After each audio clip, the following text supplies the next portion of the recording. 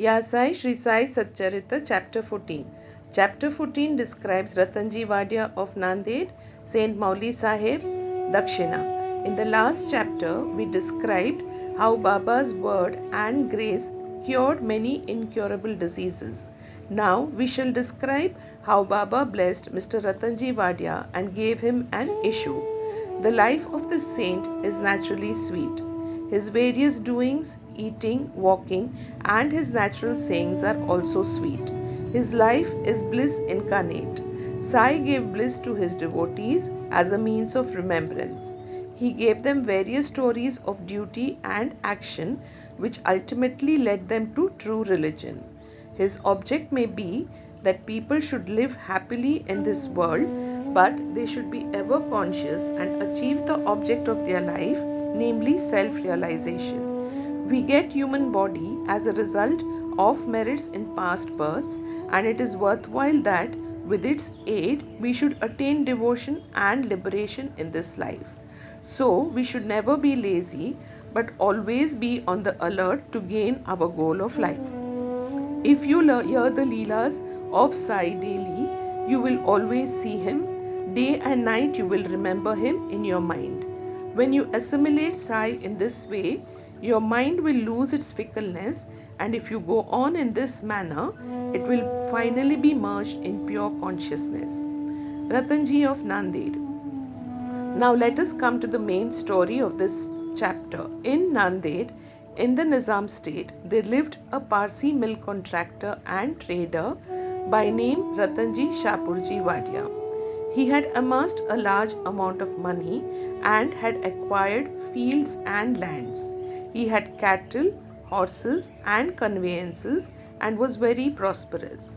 In all outward appearances, he looked very happy and contented, but inwardly he was not so. Providential dispensation is that no one in this world is completely happy and rich. Ratanji was no exception to this. He was liberal and charitable, gave food and clothing to the poor, and helped all in various ways. The people took him to be a good and happy man, but Ratanji thought himself miserable as he had no issue, male or female, for a long time. Just as kirtan without love or devotion, song without rhythmical accompaniments, Brahmin without a sacred thread, proficiency in all arts without common sense, pilgrimage without repentance, and ornamentation without a necklace are futile and useless, so is a householder without an issue. Ratanji always brooded on this matter and said in his mind, "Would God be ever pleased to grant me a son?" He thus looked morose and did not relish his food. Day and night he was enveloped with anxiety as to whether he would be ever blessed with a son. He had a great regard for Dasganu Maharaj. He saw him and opened his heart before him. Dasganu advised him to go to Shirdi, take Baba's darshan, fall at his feet and seek his blessings and pray for an issue. Ratanji liked the idea and decided to go to Shirdi. After some days, he went to Shirdi, took Baba's darshan and fell at his feet. Then, opening a basket, he took out a beautiful garland of flowers and placed it around Baba's neck and offered him a basket of fruits. With reverence, he then sat near Baba and prayed to him, saying, "Many persons who find themselves in difficult situations come to you and you relieve them immediately. Hearing this, I have anxiously sought your feet. Please do not disappoint me." Sai Baba then asked him for dakshina of ₹5, which Ratanji intended to give, but added that he had already received ₹3 and 14 annas from him and that he should pay the balance only. Hearing this, Ratanji was rather puzzled. He could not make out as to what Baba meant. That was the first time he thought that he had come to Shirdi, and how was it that Baba said that he had earlier got ₹3 and 14 annas from him? He could not solve the riddle, but he sat at Baba's feet and gave the balance of the dakshina asked for, explained to Baba fully as to why he came and sought his help, and prayed that Baba should bless him with a son. Baba was moved and told him not to worry, and that thence onward his bad days had ended. He then gave him Udi, placed his hand on his head, and blessed him, saying that Allah would satisfy his heart's desire. Then, after taking Baba's leave, Ratanji returned to Nanded and told Dasganu everything that took place at Shirdi. He said that everything went on well there, that he got Baba's darshan and blessing with prasad, but there was one thing which he could not understand. Baba said to him that he had got rupees 3 and 14 annas before. Please explain as to what Baba meant by this remark. He said to Dasganu, I never went to Shirdi before, and how could I give him that sum to which Baba referred? To Dasganu too it was a puzzle, and he thought much over it for a long time. Sometime afterwards it struck him that Ratanji had received some days ago a Mohammedan saint by name Mauli Sahib in his house and had spent some money for his reception. This Mauli Sahib was a well-known saint of Nanded and worked as a porter. When Ratanji decided to go to Shirdi, this Mauli Sahib turned up at Ratanji's house. Ratanji knew him and loved him, so he gave a small party in his honor. Dasganu got from Ratanji the memo of expenses of this reception, and everybody was wonderstruck to see that the expenses amounted to exactly rupees 3 and 14 annas, nothing more, nothing less. They all came to know that Baba was omniscient, and that though he lived in Shirdi, he knew what happened outside, far away from Shirdi. In fact, he knew the past, present and future and could identify himself with anybody. In this particular instance, how could he know the reception given to Mauli Sahib and the amount therefore, unless he could identify himself with him and be one with him? Ratanji was satisfied with this explanation, and his faith in Baba was confirmed and increased. In due time, he was blessed with a son, and his joy knew no bounds. It is said that he had in all a dozen issues, out of which only 4 survived. In a footnote towards the end of this chapter, it is stated that Baba told Rao Bahadur Hari Vinayak Sathe after the death of his first wife to remarry and that he would get a son. R.B. Sathe married second time. The first 2 issues by this wife were daughters, and he therefore felt very despondent. But the third issue was a son. Baba's word did come true, and he was satisfied. Dakshina. Now we shall close this chapter with a few points about Dakshina. It is a well-known fact that Baba always asked for Dakshina from people who went to see him. Somebody may ask a question, if Baba was a fakir and perfectly non-attached, why should he ask for Dakshina and care for money? We shall consider this question broadly now. First, for a long time, Baba did not take anything. He stored burnt matches and filled his pocket with them. He never asked anybody for anything, whether he be a devotee or otherwise. If anybody placed before him a paisa or 2, he purchased oil or tobacco. He was fond of tobacco, for he always smoked a bidi or a chilim. Then some persons thought that they should not go to saints empty-handed, and therefore placed some copper coins before Baba. If a paisa was placed before him, he used to pocket it. If it was a 2 paise coin, it was returned immediately. Then, after Baba's fame had spread far and wide, people began to flock in numbers, and Baba began to ask Dakshina from them. It is said in the Shruti that puja of the gods is not complete unless a golden coin was offered. If a coin was necessary in the puja of the gods, why should it not be so in the puja of the saints also? Ultimately, the Shastras laid it down that when one goes to see God, king, saint or guru, he should not go empty-handed. He should offer something, preferably money. In this connection, we may notice the precepts recommended by the Upanishads. They say that the Lord Prajapati advised the gods, men, and demons by one letter, Da. The gods understood by this letter that they should practice Dhamma, that is self control. The men thought or understood that they should practice Dana, that is charity. The demons understood that they should practice Daya, that is compassion.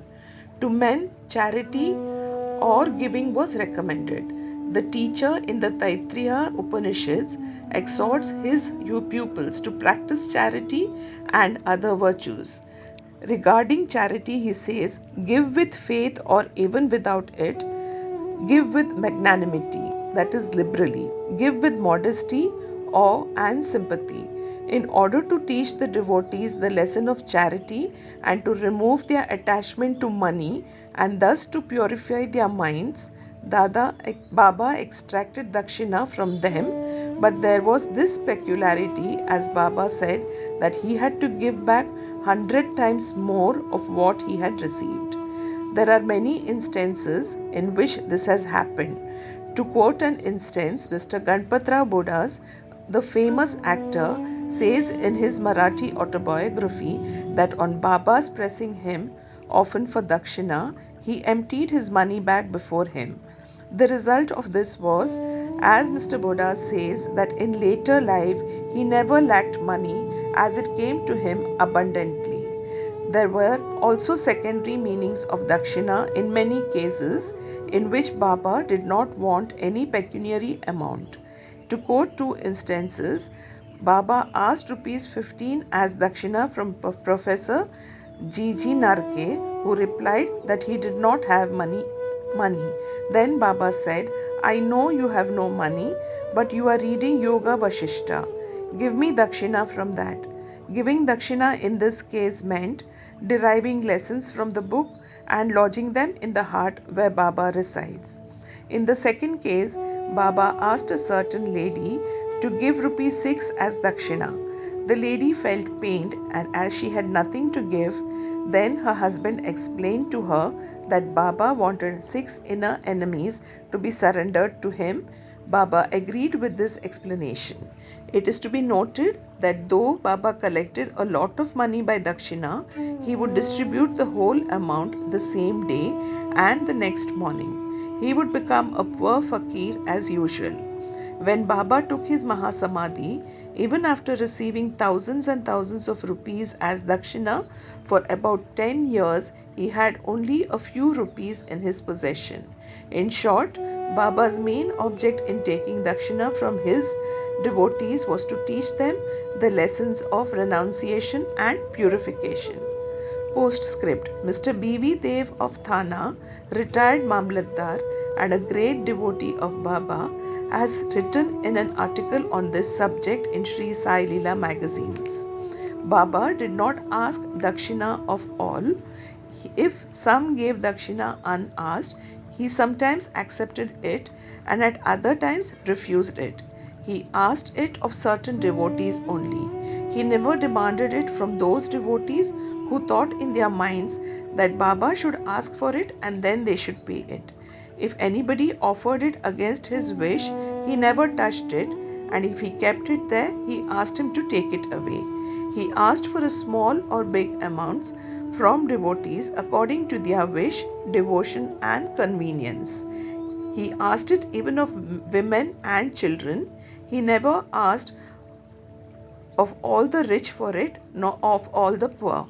Baba never got angry with those of whom he asked dakshina and who did not give it. If any dakshina was sent through some friend who forgot to hand over the same to Baba, he reminded him of it and made him pay it. On some occasion, Baba used to return some sum from the amount tendered as dakshina and ask the donor to guard it or keep it in his shrine for worship. This procedure benefited the donor or devotee immensely. If anybody offered more than he originally intended to give, he returned the extra amount. Sometimes he asked of some more dakshina than what they originally intended to give, and if they had no money, Baba asked them to beg or borrow from others. Of some, he demanded dakshina 3 or 4 times a day. Out of the amount collected as dakshina, Baba spent very little for his own sake, namely for buying chilim and fuel for his dhuni, and all the rest he distributed in charity in varying proportions to various persons. All the paraphernalia of Shirdi Sansthan was brought by various devotees at the instance and suggestion of Radha Krishna Mai. Baba always used to get wild and scolded those who brought any costly and rich articles. He said to Mr. Nana Sahib Chandorkar that all his property consisted of one kopin, one stray piece of cloth, one kafni, and a tambril, and that all the people troubled him with bringing all these unnecessary costly articles. Woman and wealth are the two main obstacles in the way of our Paramartha, that is spiritual life, and Baba had provided in Shirdi two institutions, namely Dakshina and Radha Krishna Mai, for whenever they came to him, he demanded Dakshina from them and asked them to go to the school, that is Radha Krishna Mai's house. If they stood these two tests well, that is, they showed that they were free from attachment for woman and wealth, their progress in spirituality was rapid and assured by Baba's grace and blessings. Mr. Dev has also quoted passages from the Gita and Upanishads and shown that charity given in a holy place or to a holy personage conduces to the donor's welfare. What is more holy than Shirdi and its presiding deity, Sai Baba? Bow to Shri Sai, peace be to all.